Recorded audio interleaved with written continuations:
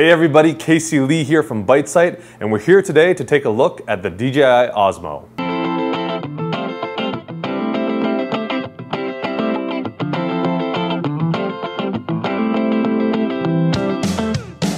So before we dive into this review, I just want to talk a little bit about the type of work that we do so you can see if this review is actually suitable for the type of work that you do. So here at ByteSight, what we do a lot is event style coverage. So what we're talking about is we go to an event, we set up our cameras, we shoot people mingling, we shoot people on stage, that kind of stuff, and we use it in highlight reels and mini documentaries, that kind of footage. We don't do a lot of Hollywood style shooting, so we don't have a DP setting up lights for about half an hour or so, and then we set up the camera, those kind of stage shots. We don't do too much of that. So this review is more geared towards that event style, run and gun style of shooting. So just to let you know what we do use are kind of our gear. So we do a lot of DSLR shooting. So our first two cameras were the Nikon D7000 and the Nikon D7200. And then we had a filmmaker join us, Tim Clark. So one of our key team members, he actually has a Panasonic GH4. So DSLR mirrorless camera style shooting. Now, way back in the day, I used to use kind of handycam style cameras like the Canon GL2, even cheaper cameras than that a long time ago. And when we moved to DSLRs, one of the big things we lost was great image stabilization. Now I know DSLRs have IS built in, you can turn on in the lens and you can use that, but even with the image stabilization, you still got a really shaky kind of feel. When you're doing handheld work, it's very shaky. It's not until you're on a tripod or slider that you really get smooth shots. So back then when I was doing wedding videos and event coverage with my DSLRs, those shots got really shaky and really unstable, and I needed a stabilization solution. So I started looking around and I came across a couple solutions, probably a couple common ones that people are used to.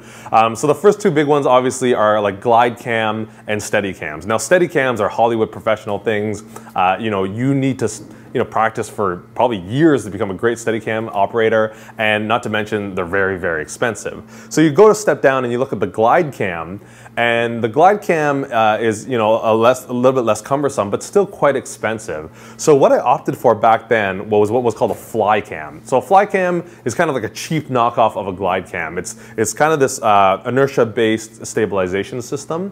Back then I think it was about 120 bucks on Amazon. Really cheap thing, but you put your DSLR on it and you go. Now when I started using the Flycam, it definitely smoothed out the shakes that I was getting from the DSLR shooting. But there were a lot of problems with the Flycam. One of the biggest issues you have with these kind of systems is it could take you anywhere between 15 and 30 minutes just to balance the thing. So you put your camera on the Flycam and then you make all these adjustments to try to balance it. Now, the Flycam is a cheaper version of Glidecam, so it didn't have micro adjustments. It didn't have these little screws to micro adjust. And on top of that, the little screws that you use actually really wore on my thumbs. I'd get calluses. It was like really painful actually. So you do all that, you're kind of doing event coverage. You take 15, 20 minutes to balance this thing. And then after that, when you went to shoot, you still had to be pretty skilled at it. You still had to have some good practice, and I wasn't very skilled at it. So while it did stabilize the shakes, you still get this kind of wavy motion, the swinging motion, and it really didn't get the results that I really wanted. Okay, so then a couple of years later, we had the introduction of motorized gimbals. So I remember the very first one I saw was the Movi Freefly. I think it was the M10 at the time. And this thing came out, and I remember seeing the videos of it and how amazing it was. It was this thing, this big cage that you could put a camera on, and you could move it, and the camera would stay perfectly in place. So really cool. But the problem was, at that point, I think it was something in the neighborhood of like $15,000 Canadian. I think it was maybe 10,000 or so, or 12,000 or so US, but really, really expensive. Now since then, the price has come down to about, I think there's a sale now, $3,000 off, so it's like 5,000 US or something like that. And that's probably in big part due to DJI, because they've released their version called the Ronin. And the Ronin is quite affordable actually. It's in the neighborhood of $1,500 to $2,000 Canadian. So very affordable. Now these things, again, you put your camera on and then you go and you shoot, and you're supposed to be able to remove all those years of training that you need to become a Steadicam operator to get very, very steady shots. Now, to my surprise, I found out that these things still needed balancing. Not nearly as bad as like the Flycam and the Glidecam, but they still needed, like, you put the camera on, you kind of have to adjust the motors, and you still have to balance it. And I was like, oh, that's something that you still need to do. So it didn't seem too attractive. So along comes the DJI Osmo. Now this thing seemed amazing because this was a all-in-one package. It was a motorized gimbal for about, at the time, $900 Canadian, I think about $700 US. And it really was an all-inclusive thing. It was this handheld gimbal, motorized, and it included a 4K camera and even a nice little carrying case. So it looked really attractive actually. And back then when we purchased it, I bought it for a couple of reasons. Number one obviously was stabilization. The Flycam solution that I had kind of worked, but it still wasn't really a great stabilization system. So I wanted something a bit better, more in the neighborhood of, again, like a Freefly or a Ronin, something that was motorized. And then secondly, one of the big reasons we picked it up was for travel shooting. So at the time we had a gig that we had to fly somewhere and I didn't want to bring along my slider and a Flycam and all this stuff like that. So I thought this would be nice. I could take the stabilizer and maybe I could fake some slider shots and things like that with it. So that was another reason. It was nice, small and compact. And then the third reason, again, it was this all-inclusive package. Included a case, included a camera. It was just one thing that you could bring. It wasn't one of those systems like a Movi where you had to supply your own camera, put it on and balance it and all that stuff. Okay, so let's talk about the product itself. So here it is. This is the DJI Osmo. What it is, it's a 3-axis motorized gimbal with an included camera. So what I mean by motorized gimbal is you'll see that when I turn this thing on, everything kicks into action, and this thing is constantly trying to keep the camera balanced. So you have motors acting here that are constantly trying to keep this thing balanced, which is really nice. So this is really the big selling point of this camera, is you can get nice, steady, stable shots, even when you're walking, when you're running, really, really cool shots there. Now the other big piece is that it comes included with this built-in 4K camera. This is the Zenmuse X3, which is the standard that you get with that $700 package. And what this is the same camera I believe they use on the DJI Inspire 1. So it's a 4K camera that shoots up to 30 frames a second, so you get 24p, 25p, 30p. It also does 1080p up to 120 frames a second, so you can get some great slow-mo shots with it. It's an f2.8 lens, so plenty of light, good depth of field, and it's a 20mm lens, which is really nice, which I'll talk about later, why that's really nice. Now, it is a Wi-Fi device, so the way it works is you hook up your iOS or Android phone to the Wi-Fi network that it broadcasts, and then it sends a stream to your phone, so you actually use your phone as a monitor. You can also use your phone to control aspects of the camera, which is really nice. There is an onboard mic, which is probably only really good for reference audio, but there is plug-in audio, an 1/8" jack right there. It does record to micro SD card, and it comes, like I said, with it comes with a carrying case, which is really nice, and a battery and a charger. It really is one of those devices that if you have a smartphone, you can pretty much buy this thing and start shooting with it right away. You don't have to buy all these extra accessories to use it. Okay, so we've had this thing for about 8 months. We bought it back in January 2016, and we've done about 5 or 6 production shoots with it. And again, like I said, mostly event coverage. There was one event where we did kind of staged interview stuff, but really mostly event coverage. So let's talk about the things we liked and the things we didn't like. So we'll start with the things we liked. All right, so first thing we'll talk about is the build quality. So this thing actually is built very nicely. It's very high quality. The handle feels very sturdy. Even the little things like the locking mechanisms feel nice and sturdy. You know, very well built. And not to mention the case itself. The case feels very tough, and I don't, have any problems traveling with this thing. Very, very well built product. It doesn't feel cheap at all. Again, very sturdy, and especially when you're running with this thing, you don't feel like it's going to fall apart in your hands in any way, which is really nice. Next, we have the ergonomics of this thing. So what's really nice about this is a one-handed device. You can pretty much operate this with one hand. I mean, and everything is kind of right in place. You have the trigger on the front, which rebalances the camera. You have a little joystick where on the back here where your thumb can operate, and you can actually operate the camera directly from that, which is really nice. The record button's right there. So everything's really nicely laid out. And again, you can operate this thing just with one hand, which is really great. Okay, next let's talk about the DJI Osmo app. So like I said, the way this camera works is that it streams to your iOS or Android device. And the way you operate it is through the DJI Osmo app. Now this app is very nicely designed app. The UI is very nice. It's very easy to access everything, to change things like your frame rate, your ISO, your shutter speed, even talk about your color profiles, which is really nice. But the other really cool thing about this app is that you can actually control the camera and what it's pointing at. So you can look at your screen, take your finger and touch the area that you want the camera to focus on, and it'll turn to that direction. And the other really nice thing about the app is that you have a nice interface to review the shots that you've just taken. So you just took a shot, you go to the playback feature on the app, and you can view the last shots that you just took. Okay, now let's talk about the two biggest things about why you would buy this camera in the first place. That's being stabilization and picture quality. Okay, so let's first talk about the picture quality. The picture quality of this thing is very, very nice. In the right conditions, the image quality is really nice. One of the big things is that it's very sharp. We do almost all our work still in 1080p, despite us having now two 4K cameras in our possession. But just having that 4K sensor, you still notice that sharpness difference. So a lot of the shots that we're doing are very, very sharp, and they hold up nicely against the DSLR shooting that we're doing. And in fact, some of the shots even look better than some of our DSLR shots. So really nice picture quality. The colors are really nice and bright and vibrant. And you even have a lot of color control too. We haven't tried it a lot ourselves, but there is a color profile called D-Log, which is, increases your dynamic range, and it's more like a flat profile that you can color correct later in post. So it's nice to really have that option. One of the things we were worried about a little bit is when we first were doing production shots with this camera, is that when we brought it into Final Cut, we were noticing a lot of kind of moire and aliasing, which looked pretty bad. And we were quite worried because we thought it was unusable footage. Turns out that was just kind of Final Cut's preview rendering of the footage. Once we rendered it out to an H.264 file, it looked really nice, really great. The other thing that's really nice about the camera actually is the 20mm lens. So what's really nice about 20mm lens is that it's closer to a normal lens, right? It's not really wide angle, and it's definitely not fisheye. One of the things that this camera can be used for is more action cam style, and number one manufacturer is GoPro in the action cam business, and GoPros have a very iconic wide-angle fisheye kind of distortion, right? While it's very stylistic, sometimes you don't want that. The nice thing with the Osmo being a 20mm lens is you don't get that crazy amount of distortion. Okay, the last thing we'll talk about is probably the number one reason why you consider buying this camera, which is the stabilization aspect.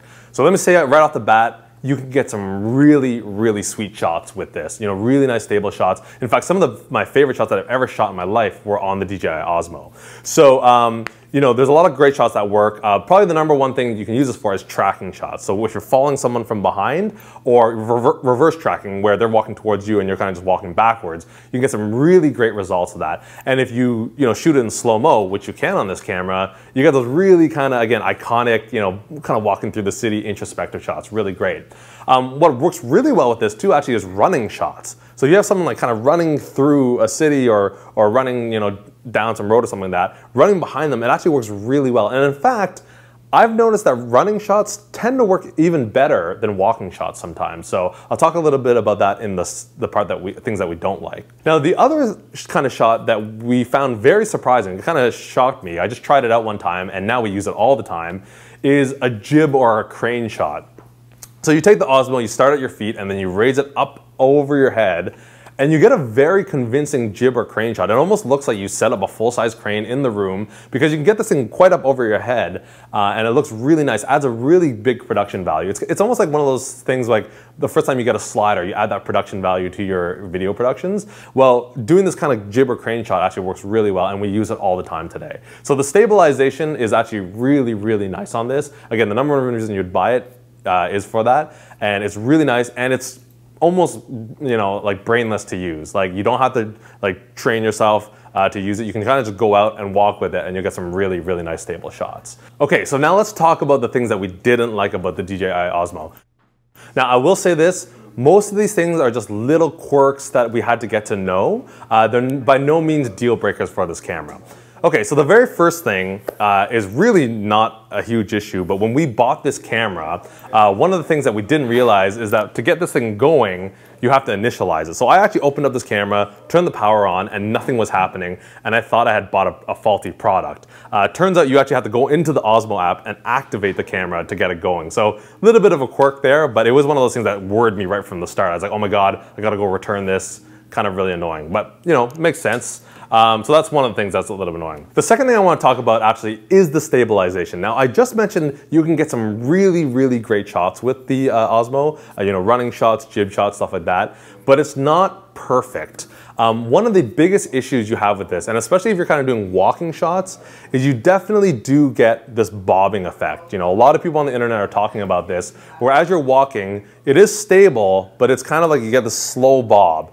You know, in fact, it's so bad that Osmo actually made an accessory that you can buy today to solve that problem called the Z-axis, which we'll talk about later. So you definitely have that bobbing issue. Now you can smooth it out by kind of bending your knees a little bit and doing a little bit of work. You know, it's way better than kind of operating again like a Glidecam, but that definitely is a real problem. You definitely do get bobbing. The next thing that was not so good on this was the low light performance of the camera. So the very first shoot that we did with this camera was pretty low light conditions, and I boosted the ISO and I shot it. And when I brought it back into post and was looking at the dailies, it was almost unusable. It was so much grain, and we did a little bit of color correction to correct it, so it wasn't actually completely unusable, but it was definitely one of those moments where I brought it back into post and I was worried that, oh no, we can't use these shots anymore. So the low light performance is not really great about this, and which really leads me into one of the biggest issues of this camera. And that is the fact that you're using your phone as the monitor for this camera. So it's not so much that the phone has a bad screen. I mean, you know, iOS and Android devices have great screens today. The biggest problem is that the feed that you're getting, the Wi-Fi feed that you're getting into the phone, is a very low quality compressed feed. So it's great for using it for composition, so you can see what you're shooting, which is great, but it's really bad for using it for, you know, light performance or noticing grain. And that's really what happened. My very first shoot, I was using that and thinking, hey, it looked great on the phone, and then when brought back in post, there's a lot of grain. So that's kind of one of the really annoying issues, is that the feed that you're getting into your phone is probably the worst reference monitor you can actually use on this thing. The second issue has to do with the phone as well, and that's the fact that you're constantly have this Wi-Fi connection that's streaming video to your phone, which kills the battery. It really drains the battery really fast. So, you know, that's a really big problem. The battery on the camera itself lasts quite long, but your phone battery is going to die really, really quickly. So my recommendation here is just to kind of get an external battery charger. A couple of other small problems. The phone holster is quite good for big phones like the iPhone 6. Works really well. One of the shoots though, I brought my iPhone 4S because of the battery problem, and although it sat in it pretty securely, it definitely didn't work as great. So the holster doesn't really work great for smaller phones. And one of the last things that's not great about this is we talked about the DJI Osmo app having really nice UI to access all your controls, but obviously it's not going to be as easy as when you have dedicated controls, right? So if you're used to shooting on a DSLR and you have, you know, a wheel for shutter speed and a wheel for aperture, you're not going to really get that in this. You're going to have to dive into the app, go to the settings, and then adjust it through there. So one of those little quirks. Okay, let's talk a little bit about the accessories in the future of the DJI Osmo, because a lot of interesting things have happened since it came out. I mentioned before that one of the biggest issues with Osmo is that kind of slow bobbing motion that you get. DJI has released the Z-axis adapter, so it's this little thing that attaches here and has springs. It's not motorized, but it is supposed to smooth out that kind of bobbing motion. So we haven't bought that, we haven't tested it out. To be honest, we've been getting pretty good results without it, but it is very interesting that they released that, and it's probably something you should consider when looking at the DJI Osmo. The second accessory that we're really excited about, actually we did purchase, but we haven't had a chance to test it out yet, which is the car mount. So the car mount, you basically mount to your car, you can put the Osmo on it, and you can do some really cool, you know, tracking shots, good car shots, stuff like that. I'll tell you why I'm particularly interested though in this over any other car mount. If you think about a GoPro, you can put a GoPro on a car mount and you do a shot, but the problem is you have no control over the GoPro, right? You have this fixed camera that's on there. What's really nice about the Osmo is you have the ability to remote control it through your phone. So you could have somebody sitting in the passenger seat of the car, and you can have that person controlling the camera while it's mounted to the car. It's almost like the equivalent of, you know, how professional shoots do it, where they have a van and they actually have a person in the back of the van shooting a car, right? So it's really nice to have that remote control ability for the Osmo, and I'm really looking forward to seeing what we can do with that. Lastly, there are some audio add-ons. You can buy, you know, a built-in mic. You can buy follow focus, which is really nice. But the really, really interesting thing that's happening with Osmo that's coming out, I believe, very soon, if not already, is that they're introducing a better camera for the Osmo. So they've introduced the Osmo X5 and the Osmo X5R. So that's taking the X5 camera, the higher end camera, X5R is the raw version of the camera, so you can shoot raw 4K video on the Osmo. So that's really exciting. Now it's considerably more expensive. We're talking more in the $4,000 range, but you could get even more professional shots that could probably hold up better to things like Blackmagic and red footage. Okay, so just to sum up, this is an awesome, awesome product. Overall, this is a no-brainer purchase, especially for the cost. You know, right now, again, it's like $700. I think DJI even introduced some promotions where you get an extra battery. It's very cheap and you get very, very good results. It's really worth it. It really solved the issues that we had in the past with the Flycam. You know, you spend no time balancing. Because it's a fixed camera on the stabilizer, it's already balanced for that. You have to spend no time balancing. You can get those quick shots. Again, I liken it to like the first time you use a slider, right? A slider, once you get good at it, you throw it on, you get a quick shot, you get huge production value. Same thing with this. You can pick it up, get some great shots right away. I love the fact that it's all in one package. You know, the more equipment that we buy, we find you have to buy extra pieces. The nice thing about the Osmo, for that $700 or so, you're getting this all in one package. And as long as you have a smartphone, you can go out and ready, you can go shoot. So I really highly recommend this camera if you guys are doing event coverage or you're doing documentary style coverage. It's really, really great, really ups your production value. All the negative things that we mentioned, again, are not deal breakers. They're just little quirks that you have to learn how to work with. I do not recommend this as a interview camera or a main camera. We almost never use the audio from the Osmo. So probably want a secondary camera for that, but for B-roll, that kind of stuff, you know, it's really, really great. And then the last thing I'll mention again is that we shoot DSLR 1080p stuff and the camera holds up really well to that stuff.